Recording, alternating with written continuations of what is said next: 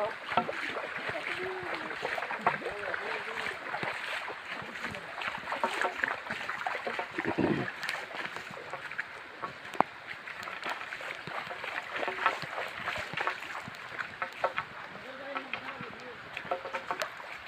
ছোট্ট একটা পাহাড়ের চূড়ায় ছোট্ট একটা পাথরের চূড়ায় দাঁড়িয়ে আছি।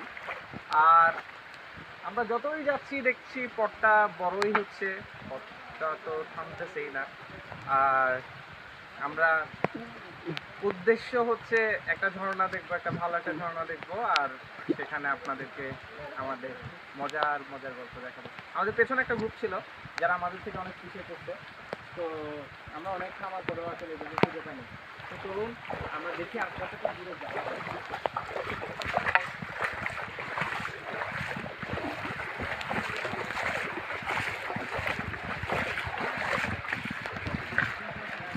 এখানে এই যে দেখতে পাচ্ছেন এগুলো কিন্তু সব মাটি, অনেক শক্ত হয়ে গেছে। এই পাহাড়ের যে মাটিগুলো থাকে এগুলো বছরের পর বছর এখানে থাকতে একটা সময় এগুলো পাথর হয়ে যায়। তো পরবর্তীতে 500 বছর পর এগুলো শিলা পাথর হিসেবে মানুষ দেখতে পায়। এটাকেই বলে রূপান্তর। সাবধানে চলবেন।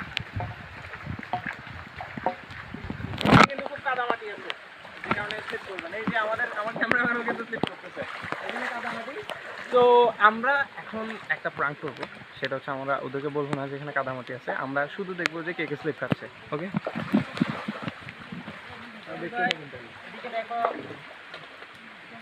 হৃদয় আসতেছে, হৃদয় নোবেল ইমু আসতেছে এখন। দেখা যাক ইমুর কি হয়। না, ইমু খুবই স্বাভাবিক, খুব চালাক চতুর একটি মানুষ। মুন্নাহ খুব স্বাভাবিকভাবে চলে আসছে। তাহলে দেখা গেছে ওরা হৃদয় এবং নোবেলকে দেখে ওরা খুবই সতর্ক হয়ে গেছিল।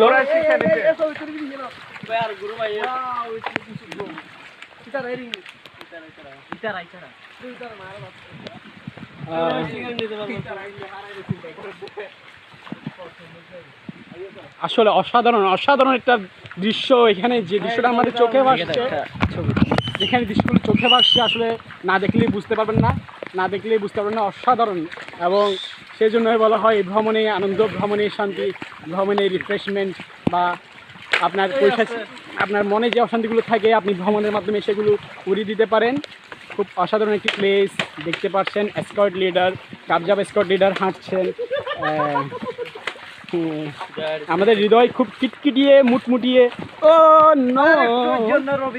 আমি খুব সতর্কভাবে ছিলাম, আসলে আমি লক্ষ্য করিনি। তো দেখতে পাচ্ছেন হৃদয়, তুমি ক্যামেরাটা ধরো, আমি একটু সামনে যাই, আমাকে একটু দেখাও। তুমি ভালোভাবে। আমাদের রবি ভাই খুব পরিশ্রম করছে। আমাদের নোবেল ভাই হাঁপিয়ে গেছে, দেখা যাচ্ছে একটু হাঁপিয়ে গিয়েছে। নোবেল বলছে একটু বসার জন্য।